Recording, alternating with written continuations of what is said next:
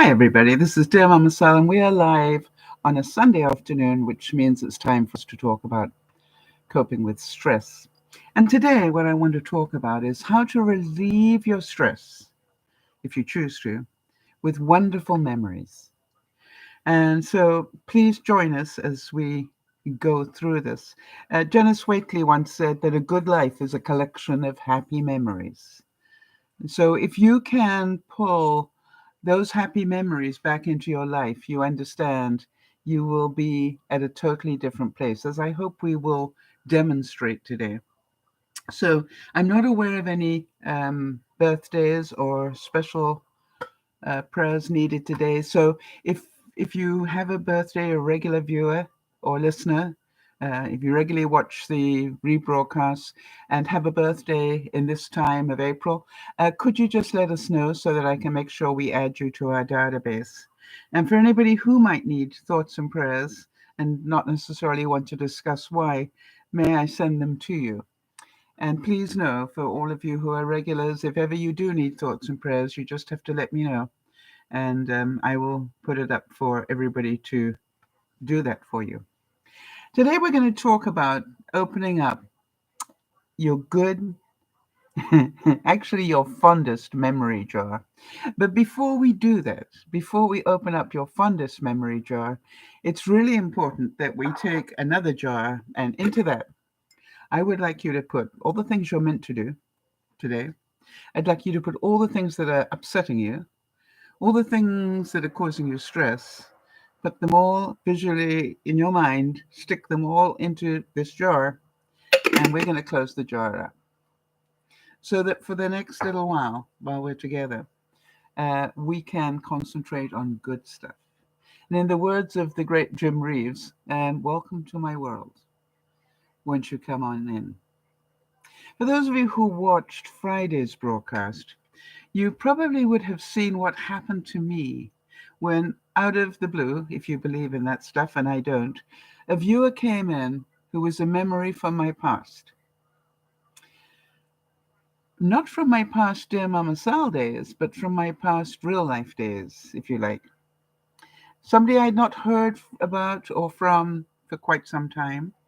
And for those of you who were there to witness it, and for those of you who ever want to re-witness it, you will have seen not only did my body language change, my eyes changed because they brimmed, um, my voice tone changed, I'm pretty sure. And you could just feel that there was a lot of history there.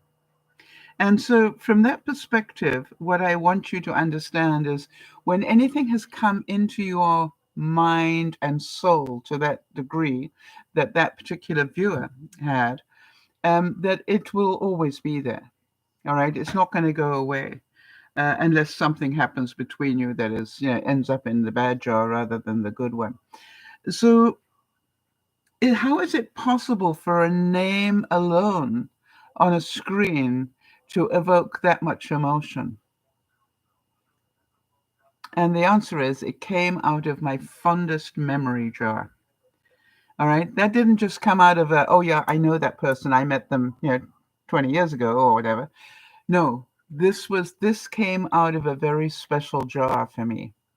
And as it dawned on me that this person was the person I thought it might be, at first I was in denial. Is that the same person? And I actually asked, is that the person, right? And they didn't answer immediately. And then later it became evident that it was that same person. And that then opened up the memory jar of a memory from my fondest memory jar. And with that came out other fond memories. Does that make sense? So here's my recommendation. If ever you're feeling stressed or angry or upset or any of those things, and you want to take the time to do this, first of all, give yourself a bit of time to get rid of the nasty emotion stuff. I always make sure that I've got what I call time to, what shall I, defuse. All right. So I'm no longer thinking in terms of just the negatives.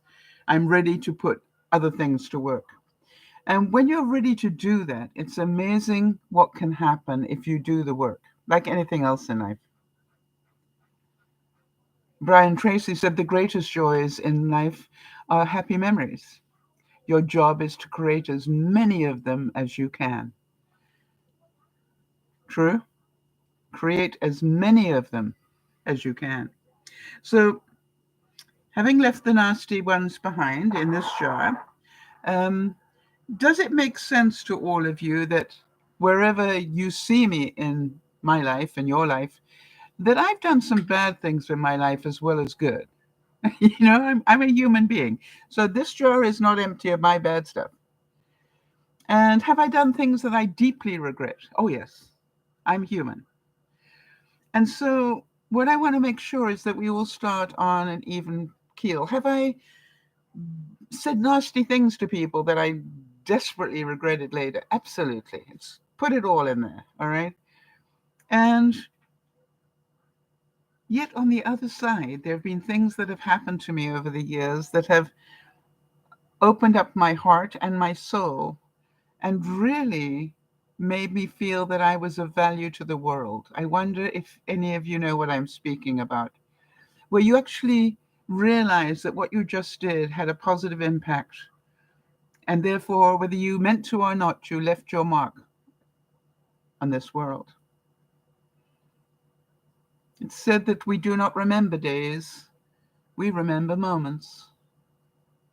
And so when I want to change my mood, I open up my fondest memory jar, or somebody else opens it up for me. I don't believe in coincidences. There were a couple of things I had been needing this week, and as Jody so rightly said, somehow I manifested just that. And so to give you sort of a little bit of context to this and an example, this week Jody's husband Lionel did one of his very loving acts. He was out and about, and one of his neighbors said to him, "Do you know anybody that would like a parakeet?" Now, for those of you who might be in Europe or in England, we would call that a budgie. And so Lionel said, "Sure, I know somebody that would enjoy a parakeet." And so what he actually brought out was a beautiful yellow canary. And he took it home, a beautiful white cage. Did the cage come with it, Jody? That's what I wanted to ask you. All right. Did the cage actually come with it, or did Lionel go and get the cage? Because I noticed it was pristine. So suddenly they got this beautiful, really cute. I got a picture of it here somewhere. Hold on a second, because there's nothing like a picture to show how cute that thing is. And they decided they needed a name. And so if you missed it, I put a notice up on Facebook to ask for suitable names. Now, why have I not got a picture of the birdie? We know I've got it. Huh. I know why. I'm on the wrong account. Dum dum dum dum dum dum dum. Just hold on a second. Anyway, so the important thing. Rats. I hate it when I do this. I don't know how I do that. Okay, I'm not going to worry about it. Anyway, so the most important thing is that he came back with this cute as a button little budgie. Not budgie, it's canary. And if you want to see it, there is a picture on the Facebook. The cage came with the bird. Okay, fine. That's awesome. But anyway, what a loving act of Lionel. And we're not surprised because that's the sort of stuff that he did. But, I'm certain that when Lionel looked at it, he didn't think twice. He just went, that's got Jody's name written all over it. It's a bit like the fur fluffy ball that she has, right? And so Jody sent me the picture, and immediately it opened up my fondest memory jar. I didn't mean it to. I didn't intentionally open up the fondest memory jar. Just as I saw it, it was so cute. I mean, that was the first thing. And I went, oh my gosh, do I have a fond memory of a little canary like that? And the reason that I remembered it and felt the way I did is I had once given one to somebody. I had given a canary that I nicknamed Marmalade. Obviously, I was having breakfast at the time. And Marmalade was a canary that I bought for this boyfriend who had told me a story one day about the canary he used to have as a child. And I put that into my memory bank. And when his birthday came around, I went and got him a canary and a beautiful cage, the same as Jody has. And then I gave it to him as a birthday present. I realized that he was somebody that wasn't away from home very much, because it wouldn't have been fair to give it to, if he'd been somebody that traveled a lot or whatever, and he wasn't. So I knew it was a pretty good bet. The moment that he saw it, oh, interesting, Jody's saying Marmalade was the name that Lionel suggested. Was he eating breakfast at the time?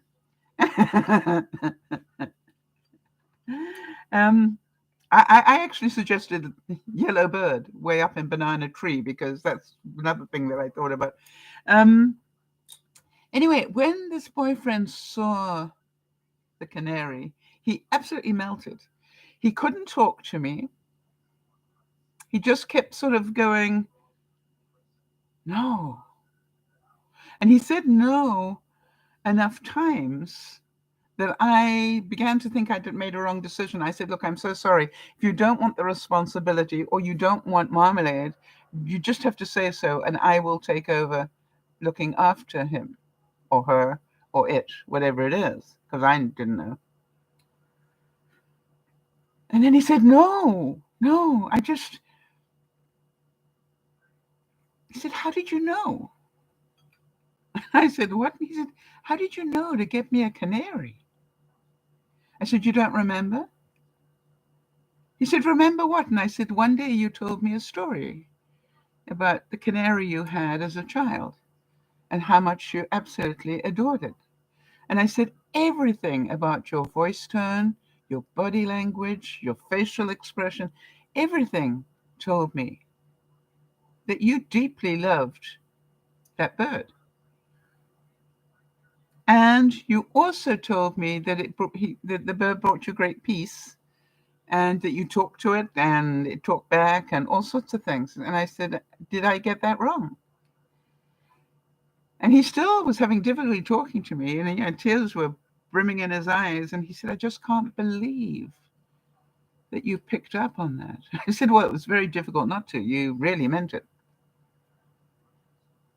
And although the relationship between this man and myself didn't last that long, my updates on Marmalade did. I have to say that every now and then he'd write to me and tell me how Marmalade was doing. Or he'd tell me I've moved and Marmalade now lives, in a sunny window, da da da da da. It was really amazing. And each time he gave me the Marmalade update, there was that part of my soul that just melted. And there was that big part of my heart that just exploded with all the good memories of all that had happened. So I wonder, do any of you have a birdie memory in your fondest memory jar? Did any of you have a birdie in your life, be it a budgie or a parrot or whatever, and that you can remember that relationship between it? And if so, it doesn't matter if you're watching this on the replay. I encourage you to relive that happy memory. Of course, for others of you, it might have been a bunny or a gerbil or gerbil, whatever you call it in your country. Maybe it was a kitty cat. Maybe it was a puppy. Maybe it was a horse. But I'm pretty sure we all have in our fondest memory jar. Getting a horse in there is difficult, but I got mine. We all have in our memory jar a fondest memory of pets, different pets. For me, it would be a number of different dogs, as well as the horses. Um, my life was filled with Welsh Border Collies. They're the sort of black and white ones, the sheepdog ones. Not the old English sheepdog, I had that as well, but they're the very smart sheep herding ones that you see. And they're the ones that can remember 1,000 different toys or whatever, those type of collies. And also, obviously, my German Shepherds that I owned more recently. And my horses, Kermit, Miss Piggy, you know, fond memories of the hours and hours we spent together. And nobody can take away those memories, right? Charlotte Carl says, just hold on one second, that a lifelong blessing for children is to fill them with warm memories of times together. Happy memories become treasures in the heart and pull out on tough days of adulthood. I'm pretty sure that some of you have people in that jar of yours. I think, just as we talk about this, that, obviously, I think, and I will say that some of you know that when I saw that name on the broadcast, it took me back to a time before DearMamaSal, when I spent over 26 years of my life volunteering. And that volunteering brought me a lot of memorable moments. But most of all, it brought me family, as you all know. It brought me Benji and Judy. Judy also came to that leadership thing at a different time. It brought me Cisco, Doug. The Marnie also came from those times, all right? Jody's saying, my parents surprised me with a Dachshund puppy when I was 10. I cried with joy. We named him Pretzel, and he was our beloved pet for many years. Yeah. And that's why I'm saying I'm pretty sure we've all got, if we ever had a pet, pets end up in the fond memory jar 9 times out of 10. Not all the time, but 9 times out of 10. So I realize now that when I was invited to be the keynote speaker at this leadership weekend, I didn't realize it was about to change my life as I knew it. So when this person said, I really need you to come and talk to a whole lot of young people, I think they will understand what you have to share. And I believe you will be an absolute inspiration to them. And I said, okay. And I got up at some unearthly hour of the morning, which I'm not good at. And I traveled a long way away from where I lived to go and do this 1-hour gig. And that's, literally that's how I felt about it, right? I was doing somebody a favor. I didn't charge them. It was for a good cause. It was for an organization that did good things. So I said, no problem. And I'll be there. And I was. And I arrived at 8 o'clock in the morning. I remember that very well. And they put me up to speak almost immediately. This thing had, I think they gave me some coffee because I said, if you don't give me coffee, I won't be able to speak. So we ended up with having some coffee, and then I started to speak. And there was something about the way the young people were reacting to what I had to say that just filled me full of joy. You see, they got me. Hook, line, and sinker. They understood what I was talking about. They understood my pain. They understood my joy. They understood my frustrations. They understood my story. And it was there, that very first time that I spoke, that I met Marnie, for those of you who know Marnie. Little did I know this gig I volunteered my time to would end up a 26-year volunteer thing that occupied my life almost totally. It became a huge part of my life, and I met the most incredible people during that time. And I have more fond memories about that time in my fond memory bottle than you can imagine. We've had a lot here on Dear Mama Sal, but I want to tell you 26 years of volunteering and training young people for leadership. I got a lot, a lot of very fond memories. Somebody said here, a daughter is a happy memory of the past, the joyful moments of the present, and the hope and promise of the future. How many of you know that for me, I have incredibly fond memories of meeting one by one Benji and Judy's children?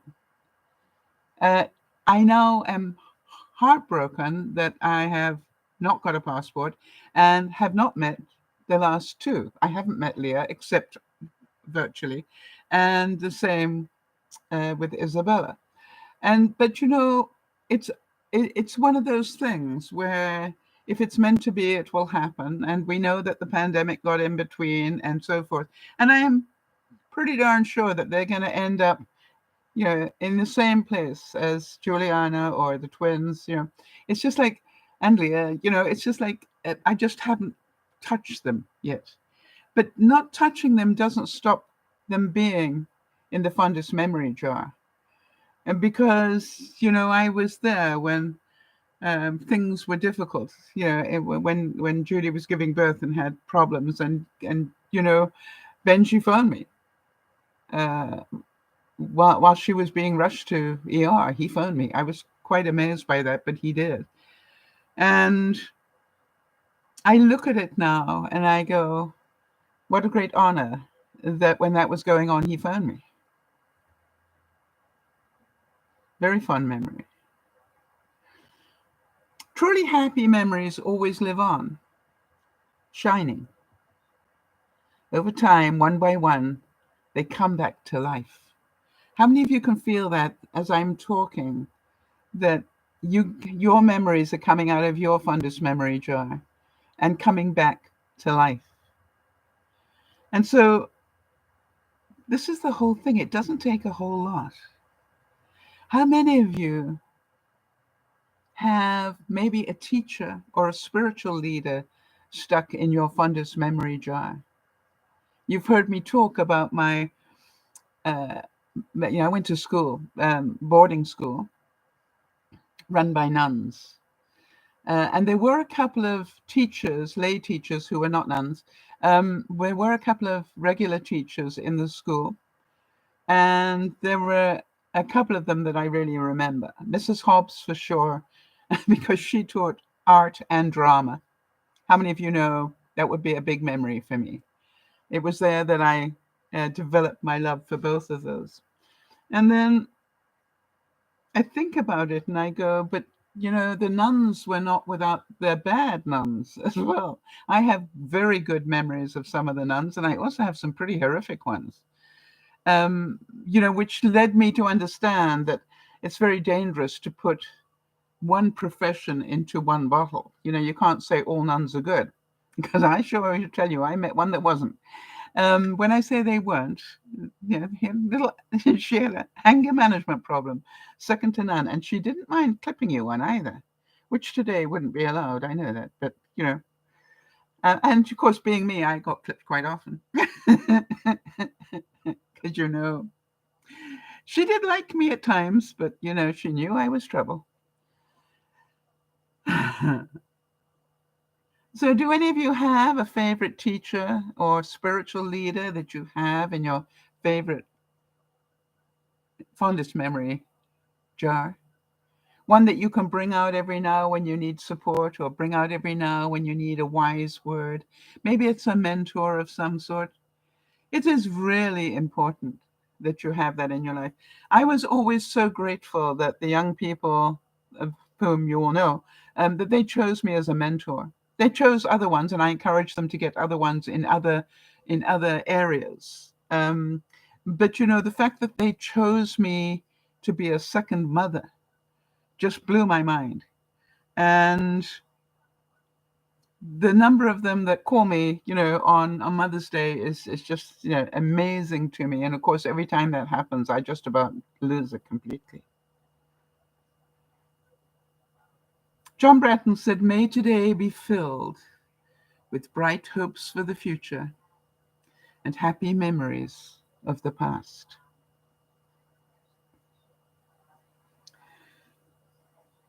How many of you remember and can bring out of your fondest memory jar an apartment, a house, maybe where you grew up? You know, when I thought about that, I remembered a number of things. I remember the house in which I grew up because it was an amazing house. It was, some of you have seen the picture of it. Um, you know, it was first renovated in 1826. It had walls made of stone this thick. Um, it was amazing. And that particular home will always be uh, in my fondest memory jar because I stayed there for a long time. And I have, you know, it was sitting on 4,000 acres of land, and I had horses, you know, so you know that that was a big part of my um, upbringing. But it was also the balance for spending that time away from home at boarding school. So, but you know, when I look at it now, it was quite, how can we best get rid of Sal during the day? Stick her on a horse and let her ride over 4,000 acres, I think was the thing. Um, I can see that now. I didn't see it then at the time. And by the way, how many times did I do just that? You know, get up in the morning, have breakfast, yeah, make my bed, do my things, you know, and then off I was on my horse. And the only time it came back was when we had, you've seen the triangle that they used to have in the cowboy days. Well, we had a big bell, literally on a pole, and it was a big bell. And when that bell rang, all the farm workers could hear it, right? It was to tell them that, you know, depending on when it rang, it was to tell them that it was time to stop for lunch or whatever. But it also meant if you see any of the children, tell them to come home for lunch, right? And so, you know, I'd be riding away and I'd pass one of the farm workers and I go, "Hi, Mr. Beat," or whatever it was, you know, and he'd go, "Sally, the bell's gone." And I go, "Oh, really?" You know, and then I gallop across 3 fields to get home. Um, have lunch, I'll clean up, have lunch, saddle up the next horse, and off I go again. Um, the richness of life lies in memories we have forgotten. How many of you saw that in that moment where that memory was triggered, there were forgotten memories that were coming to me, and you probably saw them coming to me and saw the effect that it had on me. And boy, did it have an effect on me. And by the way, for those of you who saw it all go down, know that she's coming to visit me on Saturday. And, you know, I will cry, and so will she. And we will hug for a long time. And I have a feeling there's a reason why she has come back in my life at this time, and I will find out what that is. So when you think about you know, your favorite homes, another one that came to my mind, funny enough, when I was thinking about what other, my first apartment in Africa came to my mind. I shared it with other people.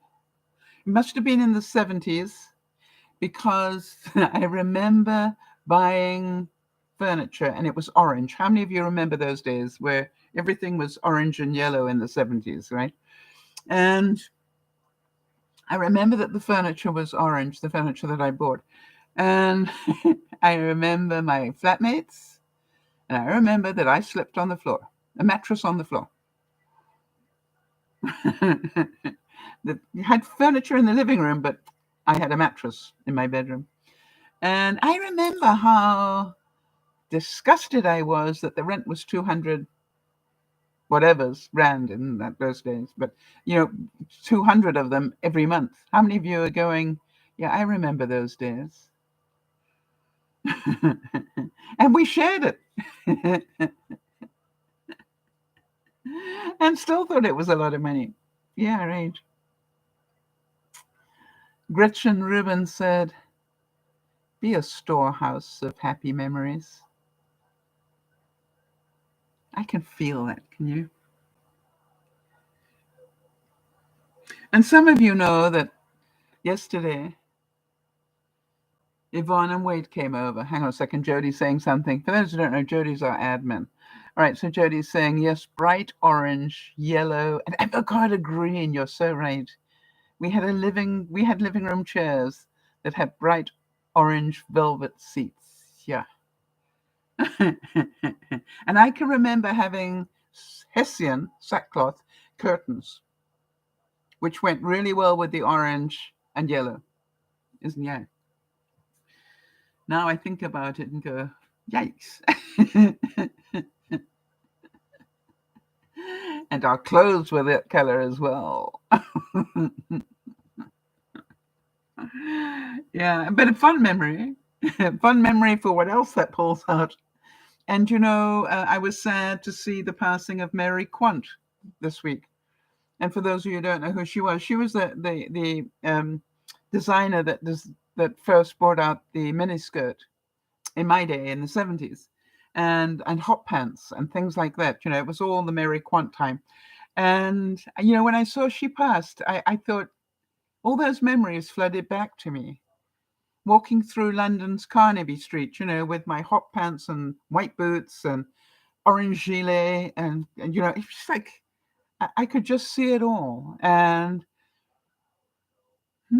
it's and then you think back to what movies were going on there, Smokey and the Bandit, and it's just like so many things. The one thing falls out of the jar and so many other things follow it. It is a beautiful experience. And then I was talking about Yvonne and Wade coming over. And of course, whenever I see Yvonne and Wade, I remember have 20 years of memories with them, over 20 years of memories with them, because they were my tenants for over 20 years. And I learned to be a slum landlord, but only for a very short time. And then after that, they were my dearest friends and still are. And I used to cook for them every Sunday. And I know that might sound strange, but they were always doing little things to help me. Even then, even 20 years ago, always doing little things to help them. And what I decided was, as they were pretty hard up at the time, and I wasn't, that I decided, actually at the time, Wade wasn't in the picture because it was Yvonne and her son, Cody. And I decided I was going to cook for them every Sunday. And I carried on doing that for 20 years, almost without fail. And, I do a roast, or I do everybody's favorite mac and cheese, or whatever it was, but that's what I would do. And then I got to have a family for that meal, and we all got to sit down together and talk about stuff. And it was amazing time and memories for me. And I always felt like, Yvonne kept saying, you don't have to do this. And I saying, no, I actually do have to do this. Because if I don't do this, I might forget how kind you are to me. And you think this is just me being kind to you. I'm very selfish. This also works really well for me. It is said that a happy memory is perhaps on this earth truer than happiness itself.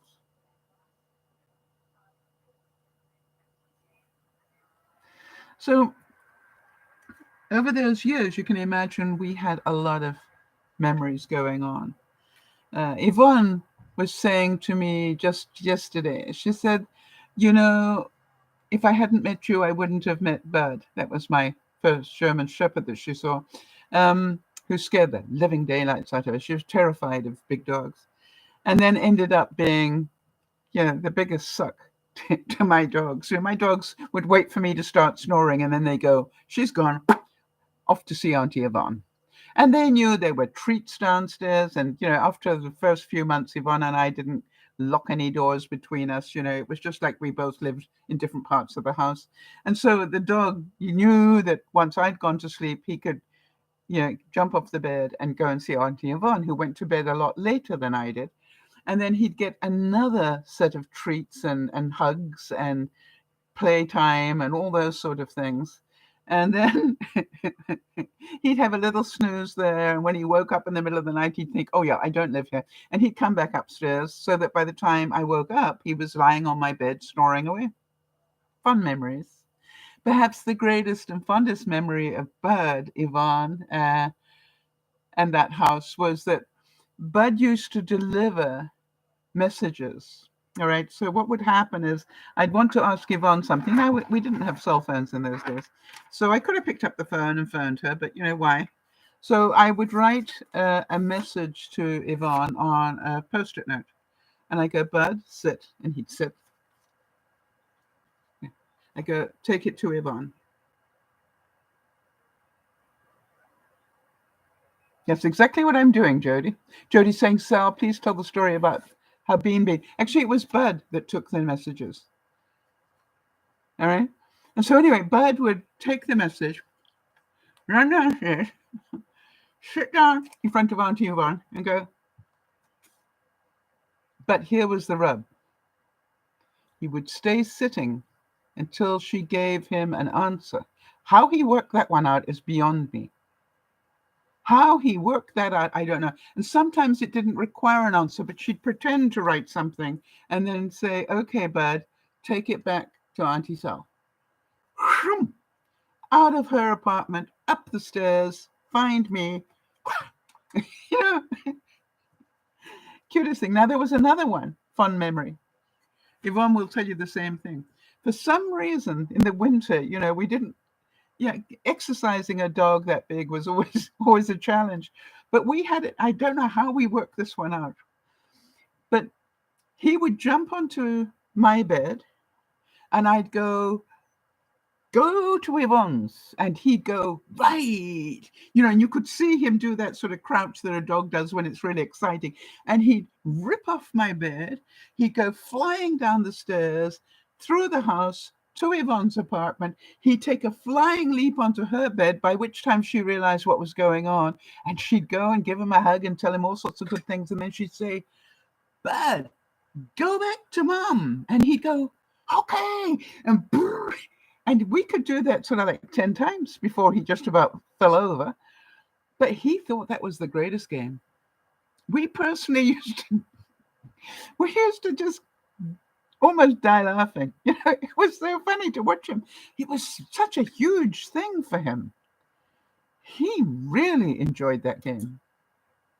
Of course, he also liked Easter. Now that I think about it, that we're at sort of post-Easter. Because every Easter I would buy him a duck. It would last about 2.5 minutes maximum. But every Easter he got a duck. And he'd be, that's my duck, that's my duck. You could tell he got so excited, this is my duck. And then he'd spend 2.5 minutes. We used to put the cameras on him to time him. It was just like, and in 2.5 minutes, that duck would be totally destroyed. And he'd be so happy that he got to the squeaker. Not only got to it, but he'd ripped it out, and it was a dead squeaker now. Fun memories.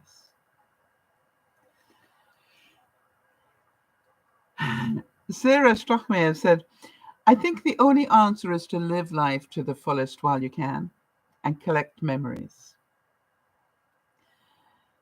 Like fools collect money. Because in the end, that's all you have. Happy memories. I would like to suggest that's all you need. If you reach the end of your life with a jar full of happy memories, you have lived an incredible life, in my view. So anyway, when Yvonne and Wade came yesterday, they came to help me with this project that I have. But guess what? It was pouring rain. And I think you all know me well enough to know, as much as I appreciated the fact they came to help me with that project, there was no way I wanted the three of us out there in the pouring rain. And Yvonne said, you don't have to be with us, Sal, because, it wouldn't be good for you. And I said, if it's not good for me, it's not good for you either. So let's forget that project. And Wade said, well, let me go out there, show me what's going on and tell me what's going on. We'll just quickly go out there and see what's, and I did. And we all went out there and surveyed the problem. And then we came inside and, got warm again. And then we discussed it. So, I had that. And then we started on, I keep lists of things I need help with on my microwave. So if anybody comes to visit, I can go to the microwave and go, oh yeah, I need some help with this. And we started, some of you know, I had a problem with I have one of those adjustable beds. And I woke up one morning and my adjustable bed wouldn't work. When I pressed the button on my remote, lights flashed, but nothing happened. And I'm going, wait a minute. Now, I cannot afford $300 to have somebody come in to find out what's wrong. And I thought, well, you know something? I'm going to wait until Luckily, it stopped working when my bed was in the sleeping position, which is not flat. My sleeping position is like that because it's called zero gravity. Your feet are up and your head is slightly up. And for some reason, when you're at that angle, it's like the astronauts sleep like that. So anyway, I said to we sent Wade off to go and do Mickey the Mouse work. And he works really well on his own. If he needs anything, he's good about coming and asking for it. But basically, he doesn't want you around when he's doing things. That sort of person. And so we sent him off to go and do what he needed to do. And in the meantime, Yvonne and I said, okay, Yvonne, here's what we're going to do. We're going to take the mattress off the bed and swing it onto this wall to support it. And then we're going to lift the bed up so I can have a look at the electronics under there and see what's disconnected, if anything. So we got that far. And by the way, I was smart enough that earlier in the day, I dripped off all the sheets and everything and put them in the wash so that by the time, because I thought, well, hey, if we're going to be moving the bed around like that, it's easier to do it without all the bedding on it. So took everything off and washed everything. And we were busy looking at it. And I said, Yvonne, it looks to me like electricity is getting to all the places it's meant to. And part of the giveaway was there was a green light at the main junction box. There was a green light there. Now, if that's got a green light there, it means electricity is getting there. That was my thinking. And I guess that Uncle Wade somehow had heard that conversation. It had to do with electrical things, and he's quite clever on that. So he came along and he said, okay, what's the issue? And I said, well, the bed's not working, but there is electricity getting to the control unit. And I've pressed in all the contacts, so we know, that the different contacts are in firmly. What have we missed? And he said, as only Wade will, did you change the batteries? I'd been waiting for that one. And I said, actually I did, but let's do it again. I found that's a really good answer, by the way. Not roll my eyes and go, what do you think I am, stupid? No, I found the answer is, that's a really good point. And yes, I did. But in case the batteries I put in were not good, let me go and get totally fresh batteries right now. I got them charging and they're green. And let's put those in. So I put in the batteries and guess what? Nothing happened. Just the flashing still. It didn't look like a total idiot.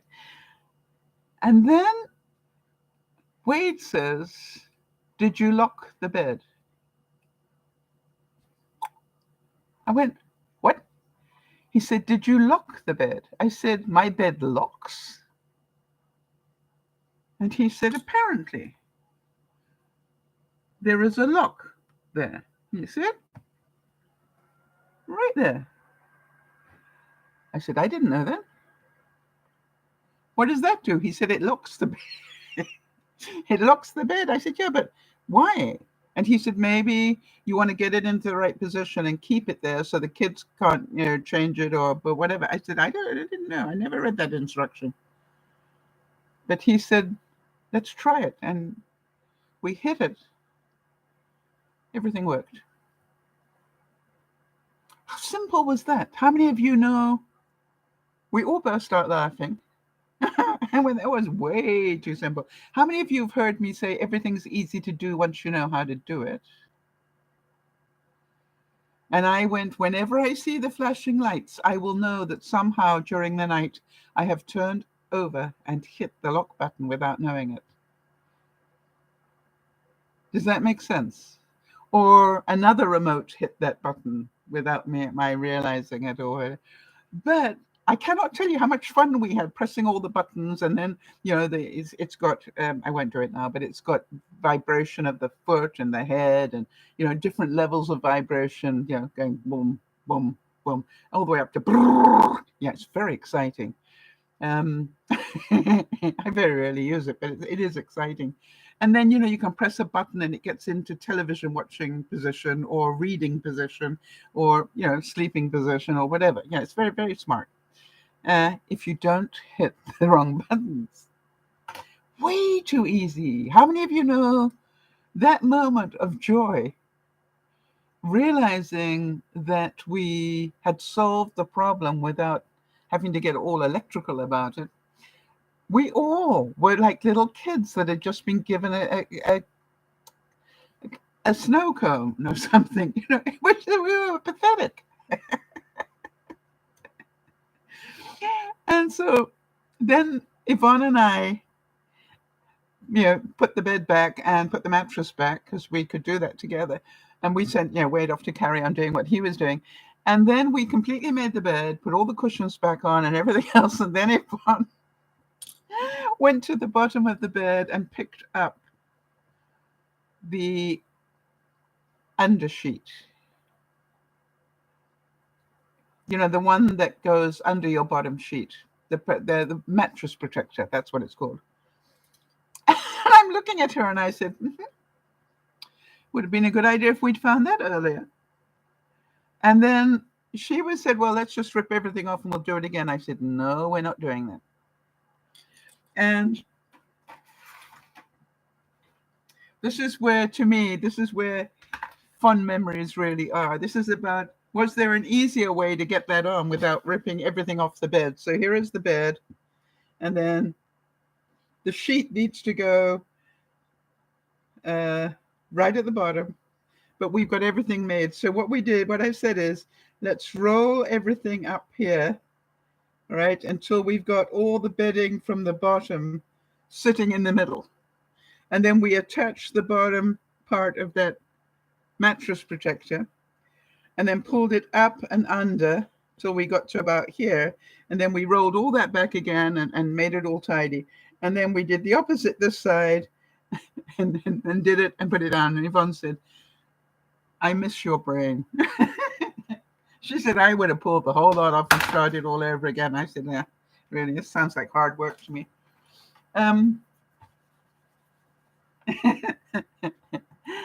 But it was fun. And what I remembered and what came out of my fond memory jar was how many times over the years that I'd known Yvonne and Wade, we had three of us problem solve something.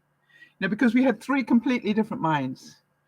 Wade is very logical and good on practical things. He worked up, I think he grew up on a farm or something or whatever, but he's pretty handy. Yvonne, of course, has a photographic memory and is very good in process. And I, of course, am quite creative, as you know.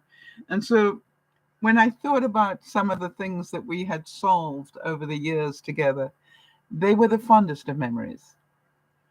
And we all were sort of laughing together and everything else. And it was awesome. How many people knew that you can lock an adjustable bed? I did not know that. And how many of you, when you heard me say, everything's easy to do once you know how to do it, remembered other sayings? Things like, don't be scared, be prepared. Or some of the other hundreds of sayings that I have given you over the years. And the reason is because they definitely make your life easier if you can hang on to them. Or this is above my pay grade. I don't say that very often, but I know when to quit and go, no, this is above my pay grade. This is not something I need to be doing with. Yeah, Jody's saying wonderful memories. It's a stress reliever to think about those moments. And that's what I'm encouraging you to do. When you're feeling stressed, pick up your most fond memory jar and start revisiting it. Start revisiting it. And don't let any of those negatives get in your way. Just start doing that. How many of you can see I'm laughing? I'm almost crying in because I'm laughing about some of the things I can remember while I'm telling you these stories. And so can you imagine that there was part of me that went, how can I be so stupid as to hit the lock button and not even know that there was such a thing? I mean, surely I tried all the buttons when I first got it, right? And I said, by the way, it also has a button up there called pair. What the f does that do? I have no idea. I think I'm going to have to read the instructions now. People do that, you know. So here's some other questions I thought about. How many of you remember if you ever did this, your first day of trying to drive a car? And how do you remember thinking to yourself, oh, I'll never be able to do all of this? You mean I got to drive, watch the road, same time, or in my day, you had to stick your hand out of the window, stick your hand out of the window, and I'd trick over your shoulder, and I'm going, who can do all of those things at the same time? Do any of you remember those days? And then, after months of practice, suddenly it became second nature. It was like opening and closing your eyelids. I remember somebody asked me once, what exercise do I do in the morning? And I said, it's very simple. I open and close my eyelids until I am done it enough that I'm awake. And they said, that's it? I said, no, I do more. They said, what do you do? I said, jump in the tub and swim against the current. When I let the plug out. It was just like, I've always had a very quirky sense of humor, I think. So if any of you remember driving your car for the first time or driving a car and learning how to drive a car, you understand that memories are the key, not to the past, but to the future. You don't realize that today you're setting down the memory that will lighten your heart years from now. And I wonder what memories you've put down today. And if you haven't, you might want to do some. How many of you, you're not as old as I am, but how many of you remember watching television that was 7 inches big? That was television. Forget 52 inches. I remember when the first television we had was 7 inches, and a whole family would sit around it. And it was magical. And we had a channel. Really, a channel, not options, a channel. And I think about out of my fondest memory books. I think about this and I think, and today I got hundreds of channels and I still get frustrated. I'm going, I am really difficult to please, apparently. And you all know this quote from Dr. Seuss, don't cry because it's over. Smile because it happened. I try to always remember that if I lose a pet or somebody I care about. Don't cry. Be so happy that you had that time. And I wonder if any of you remember when TV was black and white and suddenly it became color. Oh, I remember those days. It was just like magic. Look at that, it's color. And not many of you will remember, the first cell phones, but I can. And they were, some of you have seen them in the movies, right? But they were about this big, and you sort of held it like this. It had a strap at the back, and it was heavy. And then we got down to the flip phone. Oh, I remember that so well. Great memories on the flip phone. That was so ingenious. Oh, and what about the Walkman coming in, somewhere in the same time, and all these things. And then what about your first smartphone?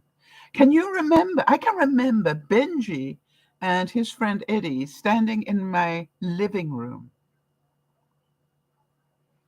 And I heard that famous expression, they've got an app for that. And I'm going, what?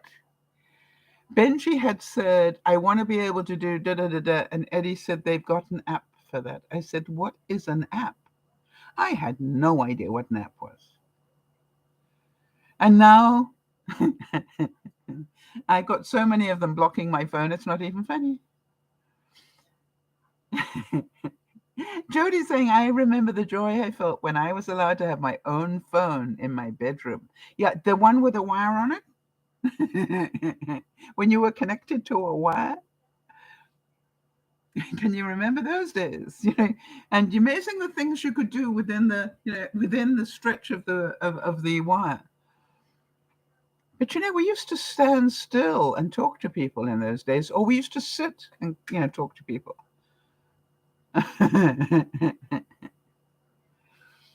Nick Hornby said, when you get older, it feels like happy memories and sad memories are pretty much the same thing. It's all just about emotion in the end.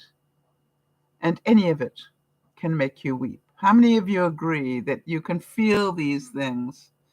And even though they are absolutely wonderful memories, some of them are really sad. Yeah, Jody's saying that chord seems like 100 years ago, wasn't it? How long ago did we move into cordless, Jody? Could you have a look up for that so that we can laugh about it? So the whole thing that I want to remind you of is I didn't do a whole lot of work to open up these memories, did I? It didn't take that I had to write a monumental list either. But I wonder how many of you listening to this now or in the chat room right now, how many of you can feel the lightness of heart that I feel when I'm talking about them? And really, that's what I want to encourage you to do, is to create your own fond memory list. It's really easy to do. You answer the usual questions that I ask whenever I want to write a speech or write a broadcast. I ask myself, if I get, sort of what I call writer's block, I go, who, what, why, where, when, and how? Who do I have a fond memory of? It's the people side of it. What things did I do that gave, that are fun memories for me? Without a doubt, I would add to that list being a model for Vogue at the Savoy Hotel in London. That was a huge memory. Or how about being on a cattle drive for 4 days? Yeah, and I was one of at the time, I was one of the front people because I was famous, and that brought them publicity. I always remember that, and I rode into town, with my flag and everything else, and I was next to the John Wayne lookalike, and we were the front four that rode into town with a whole herd of cattle. I want to tell you, incredible memory. Jody's saying it was in 1965 that the first cordless telephone was introduced, but they didn't become commonplace until all the way into the 80s. Yeah, so it took a while, right, for it to sort of catch on. I had a flip phone for quite a while. I remember that. Quite a while. In fact, I was very loath to get rid of it, and it was only when that app conversation happened that I really realized I was behind the 8 ball big time. And when I saw what an app was, I went, really, they do that now? And yes, I remember Benji saying, yes, Sal, but you need to have, or Mum, yeah, Mum, but you need to have a smartphone. I said, is mine stupid? Did any of you ask that question? What do you mean a smartphone? Is mine stupid? It does, it rings people. How can it be a stupid phone? How is it possible? Oh, Jody's saying a model for Vogue at the Savoy. Yeah, Jody, but I was the comedy act. You see, what they had is all these models from Vogue modeling dresses for charity. Right there, people were bidding on them for charity. And for some reason, and I cannot remember, Save the Children Fund. I was part of the Save the Children Fund. That's what it was. And the Save the Children Fund came to me and said, Sal, would you be prepared to model a dress made from a Vogue pattern as part of this, the humor part of this. And I said, sure.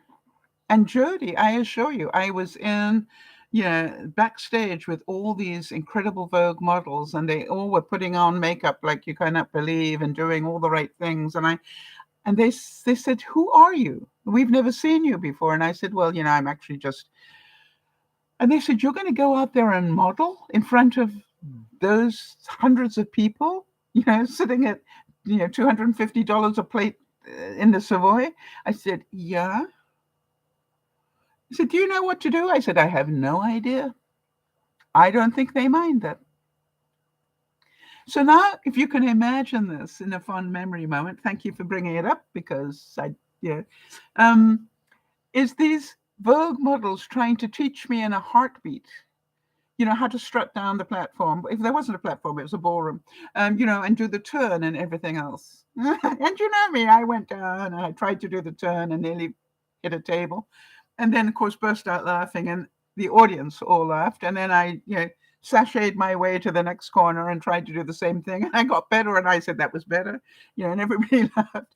But it was the whole thing about these sort of thousands of dollar dresses came before me, and then I was in the $5 Vogue pattern, and it was so pretty. It was pink. I remember it was pink, and it had fluffy things in it. It was really a beautiful dress.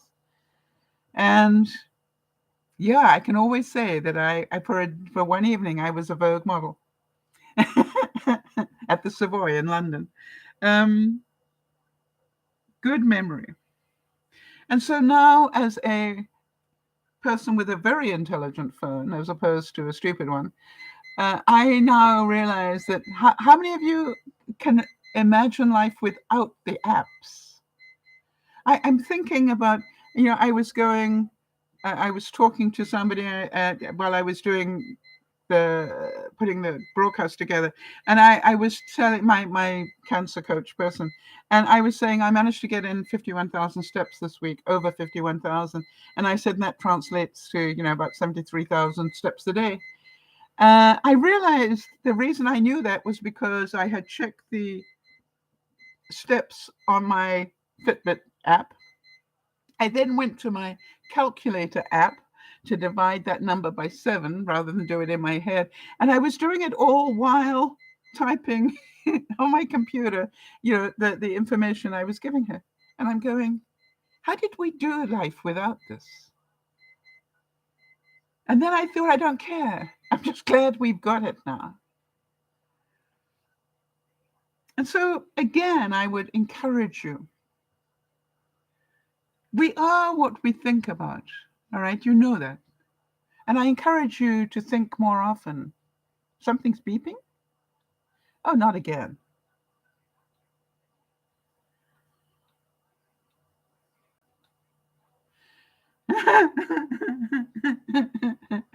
By the way, for those of you who remember the last time, I'm hard of hearing. So it's always a challenge for me that Jody can hear beeps in my house that I can't. The last one we actually discovered, I have what I call a smart mat outside. If anybody stands on that mat, there is a special thing underneath it so that it will ring inside my house. So does that make sense? If anybody comes onto my deck, I will know about it. And that battery had died, and that's why it was making that beeping sound. Okay, Jody, thanks for letting me know. So here we go. All right, what I wanted to talk to you about for a second is this.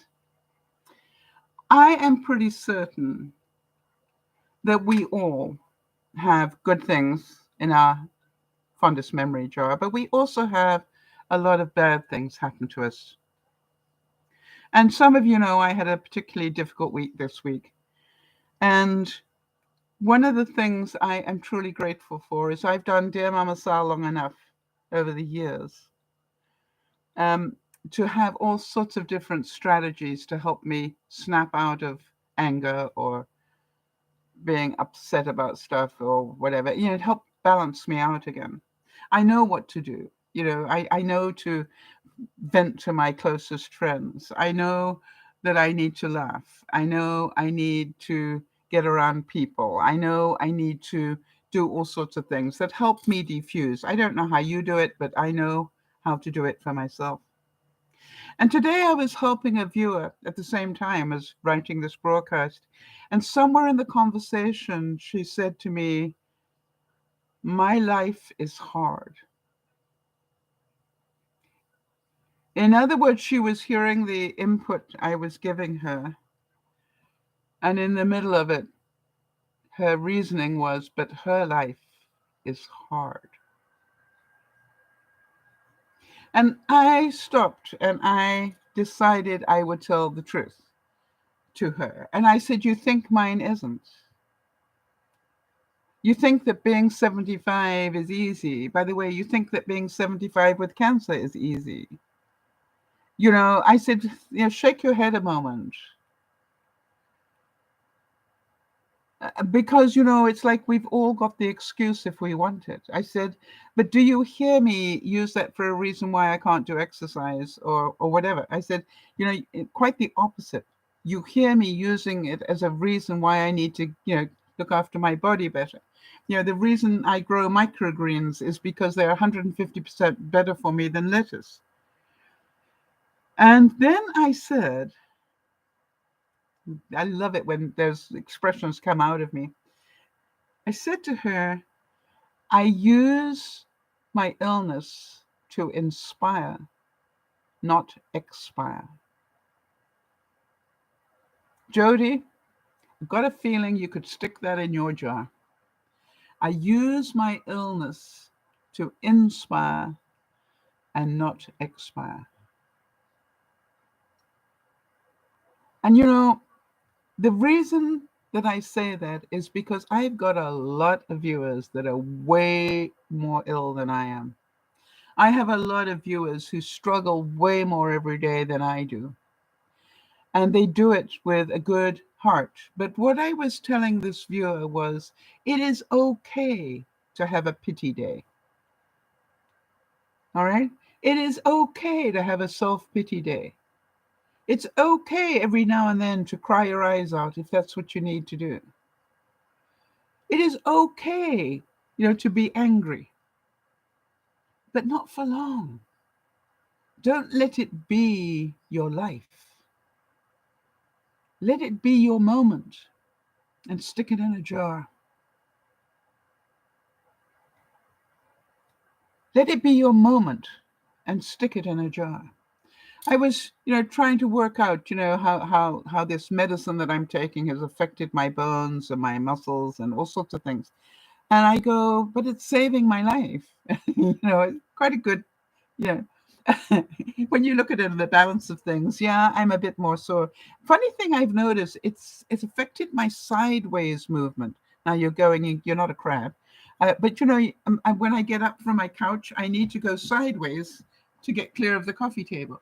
And I've noticed that, I've got a lot of pain when I do that. So I'm going, okay, I need to look up some new exercises for that. I think some of this wall yoga will help me there.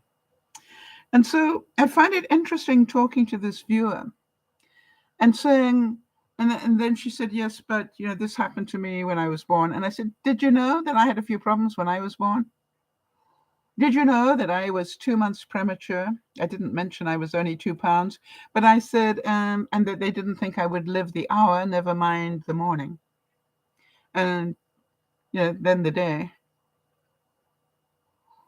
I said, we've all got stories. We've all got stories.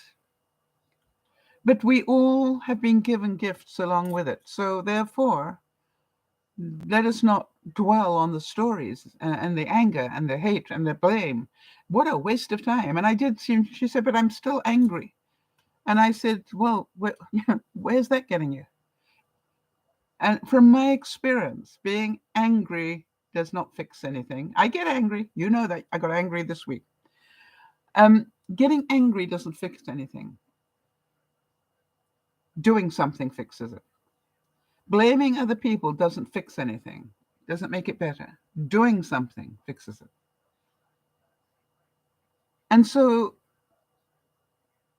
I would like to just say that we need to keep remembering we have control over our stress if we want it. Jody's saying we each have our battles. We honor and recognize that in one another while giving support and care. Yes, it has been my observation that my viewers who have the most going on are the ones that seem to do the most for other people. Interesting. The viewers that really probably need the most support are the ones that do the most for supporting other viewers. They're not always moaning and groaning about what's going on for them. You see, they get their warmth, if you like. They get their warmth from helping others. And you saw me react there because that reminded me of something. I remember I was helping in the cancer clinic years ago. Apparently, I got payback now. I was helping in the cancer clinic, helping people with brain tumors and things, making them laugh. And I went down to the canteen to have a cup of coffee with one of the patients, and a group of them came down with me. And we were all sitting, and the guy I'd gone down to have coffee with said to me, Sal, I can feel, you remember I talk about the change of temperature, Jody? He was telling me he could feel that change of temperature. He was starting to get cold, which meant, I didn't understand it at the time, but now I understand it very differently. And I said to him, give me your hand. Which hand is it? One of his hands, he said, was cold. I said, which hand is cold? And luckily it was the one closest to me. And I held his hand like this. And I said, I am about to send you some of my warmth. Let me know when you can feel it. Now, he looked at me and went, what? And I said, I'm going to send you some of my warmth. And I literally held him like this. And I pushed as much warmth as I possibly could through my mind and into his hand. And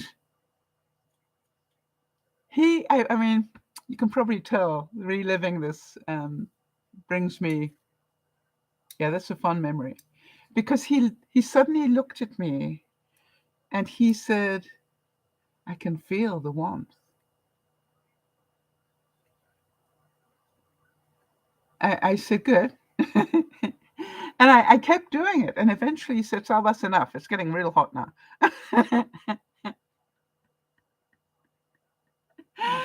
And I said, oh, sorry. But did I do anything other than hold his hand and believe that it was possible that I could warm him up? That is a fond memory to me, that it is possible to do if two people believe. And I don't think either of us totally believed. But somewhere between the two halves, it happened. And he said, you're magical. And I said, no, I'm Sal. But a fun memory. A very fun memory. Rosa Parks said, memories of our lives, of our works and our deeds will continue in others. How many of you can take out of your fond memory box or jar as something that you heard here on DearMamaSal and you used it to help another person? I'm pretty sure it's happened. I'm pretty sure that you didn't keep the learning to yourself. I'm pretty sure, because you guys are those sort of people, that you took what you learned and what worked for you and you passed it on to somebody else in the hope that it would help them. And you were probably quite frustrated when some people didn't want what you were telling them. And that's okay too. You see, we all do life at our own speed. And I've always said that as long as I can help one person with a broadcast, it's worth doing. because I know that means that in that particular day, that person needed what it was I was saying. And that is a great gift, because I always think about the opposite of that. What if I hadn't done that day? And that's why I listen very carefully to my life and try to work out, okay, why has this come into my life? Maybe I need to talk about it. Maybe I need to talk about the anger I felt on Wednesday and yet the love I feel today. How did that change so quickly? And so, as you look at your life, know that your life is there and has purpose. All right? Your life is there and has purpose. You might not see it at the moment. But if you really start to look at your life, you will see that you are given opportunity time and time again to show love rather than fear. And I'm not perfect at it by any measure of means. As you heard, I got angry this week. But I am so grateful that I know how to turn that around. I like this. River Phoenix, the actor, said, "What I've got from my childhood aren't toys, but memories. And happy memories are better than any toy." I think I've said many times before, at each stage of my life and each phase of my life, I ask myself, what am I going to do if? I like to be prepared. What if I can't walk anymore? What am I going to do with my life? What if I can't see anymore? What am I going to do with my life? What if I can't hear anymore? That's why I stopped doing live broadcasts with people in chat, because I had such hearing problems. So I knew I could do it. I would just have to do it differently. And I've often thought, well, how would I do what I do if I couldn't see anymore? I couldn't see what was happening or whatever. I knew there were ways I could do it. I would need help, but I knew there were still ways that I could do it. And so I'm always trying to keep that one step ahead of the game so that I know I can continue to do what I want to do, regardless of what life brings me. And as there are some days I get up feeling pretty good, and there are other days I get up and not so much. And if we're really lucky, it doesn't happen on a sort of Friday. And sometimes it has happened on a Thursday where I know there's no way I'm recovering in one day. Rob Jackson said, "May today be a happy memory. Tomorrow, a bright new promise." Happy birthday. Yeah, we can choose to be reborn every day, can't we? We can start again every day, can't we? We can live our lives with more love and more fun memories every day if we want to. Jody, I cannot imagine what it was like when you woke up the day after your little birdie came into your house and he was talking to you. Do you want to tell us what was it like? And how did Taylor, the fluff ball, take to the competition?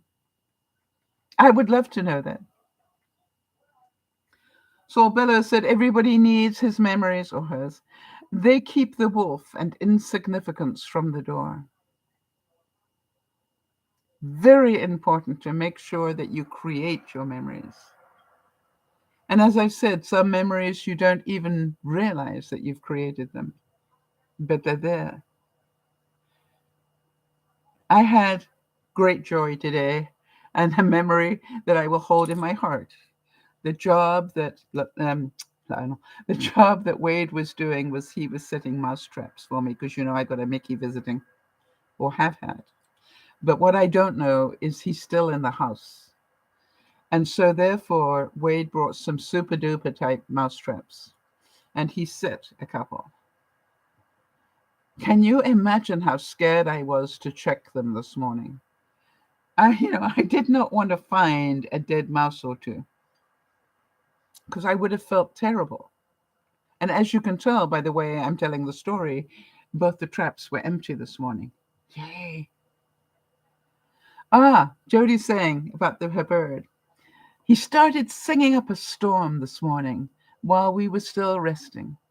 Lionel and I both found it to be very soothing and very relaxing. Did you talk to him?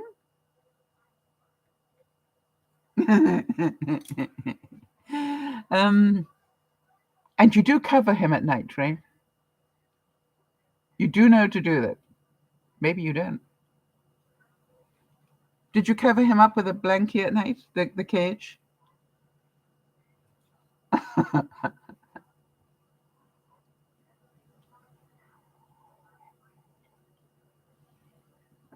That's what I remember. You need to cover them up and keep them in the dark so that they don't start singing at sunup.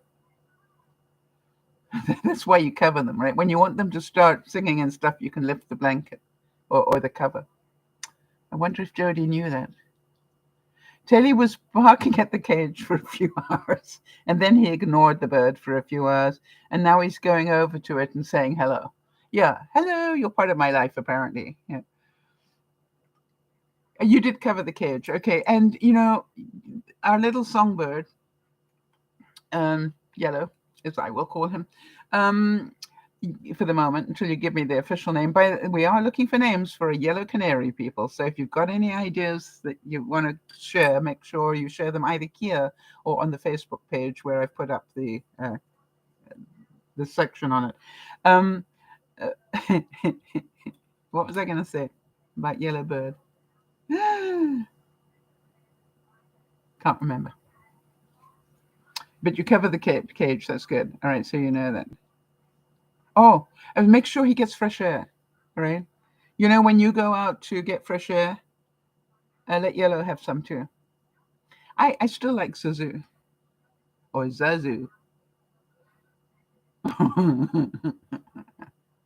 Hey, it's a good name. But I'll call it Yellow until you tell me what its real name is, because then I won't mess with your thinking. Because I'm pretty sure you're not going to call it Yellow. There is a brief moment when you first wake up where you have no memories. A blissful, blank state. A happy emptiness. And some of you have felt that, it's like you really do start again every day. And only as things flood back to you do you start getting angry again or happy or whatever. And you can choose not to accommodate them. Our brains are far too precious to let them be full of negativity and blame and hate and anger. And if you give them space, that is your thing, not somebody else's, right? You are the one that controls how much room you give those feelings. And that's why we do a separate broadcast on Fridays about feelings, because feelings are within your control. They are things you don't want to let go of that make you angry.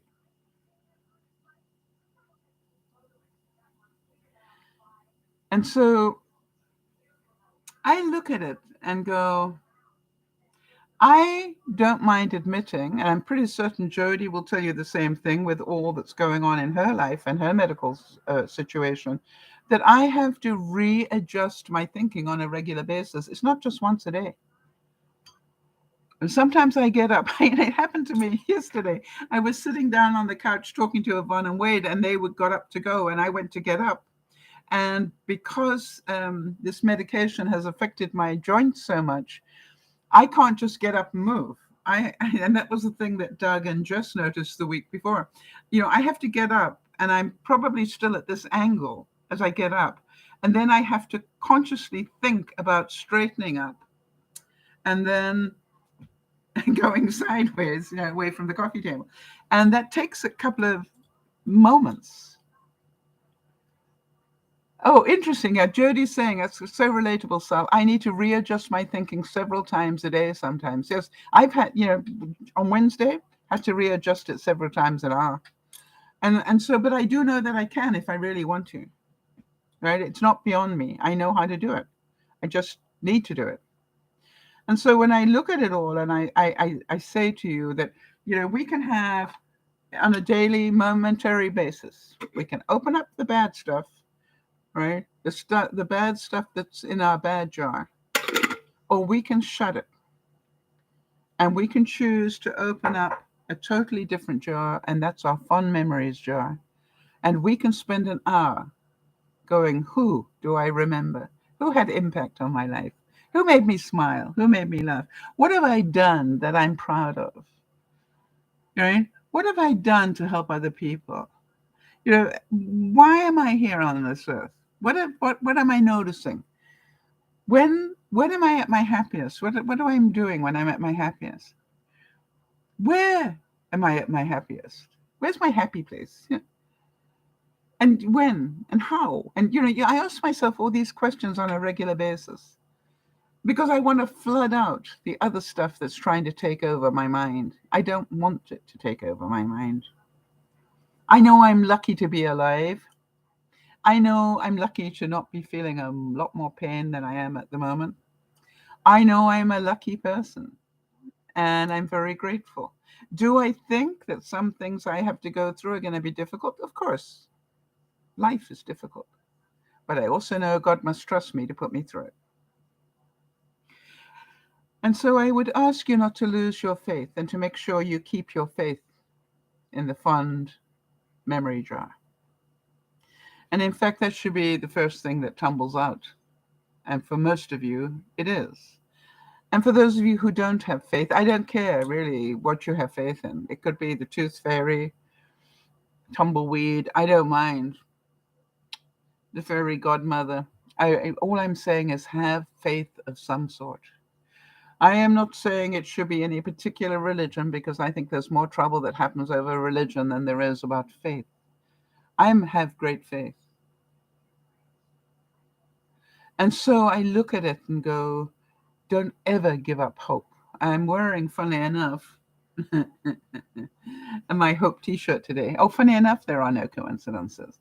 And, it's just like when you have hope, all things are possible. Jody, as she's going through MRIs and everything else, got a bit of news that stunned us both. And we're still waiting to find out if what they found out is true. And if so, it's going to be stuff that we're going to willingly share with you. Because sometimes what comes out of these things is way better than you expect. As you heard, when I look back on it, going through a mastectomy was way less stressful than what came afterwards. I had no idea what I was going to have to go through after that had happened. I thought, oh, I was done. Now I just get on with my life. No, apparently not. And so maybe it's a good thing I didn't know. But now I know I've got 5-10 years of this. That could be the rest of my life. And it could get progressively worse. But like I said to Jody 10 years ago, do you want to live your life dying, existing, or living? And if you want to live your life living, you need to give some serious thought about what you're thinking about and what you're doing or not doing. And if you want to spend your life dying, that's also your right. I'm not going to be able to change that, but it's your right. But I will also be there as best I can. But I do know whenever I want to change my thinking, and boy, does it change my thinking when I open up my fond memory jar. And what I realize is that my fond memory jar is way bigger than my nasty stuff jar. Way bigger. And so I am really happy for that. And for those of you who have been with me during the broadcast today, thank you for being here because you, I am sure, understand every word I'm talking about. I'm sure you understand that life can be very difficult for some people. And if it's not difficult for you, then maybe it's difficult for somebody you know, and you need these lessons to be able to help them. Because boy, having Wade and Yvonne come to visit me yesterday, even though we didn't get the job done that they came to do because it was pouring with rain, it didn't matter. We laughed a lot.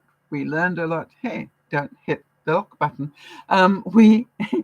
We achieved a lot, and we had dinner together. And as usual, we loved that as well. Jody's saying this has been a lovely reminder on how we can look into that wonderful memory jar. Thank you, Sal. It's a pleasure, Jody. And just, it's a case of you get to choose when to open it. I suggest you open it every night and wonder which of your memories of the day do you want to stick in there, if any. And the ones that are meant to be in there will creep in there anyway. Don't worry. If it actually was a magic moment and you didn't recognize it as such, don't worry. You won't forget about it. It will get under the jar. It may take somebody coming into a broadcast to remind you, but it'll get in there. Thank you very much, everybody. Thank you, Jeannie, for being here. Thank you, Natasha, as well, and everybody else in the background. Please look after one another, but most of all, look after yourself.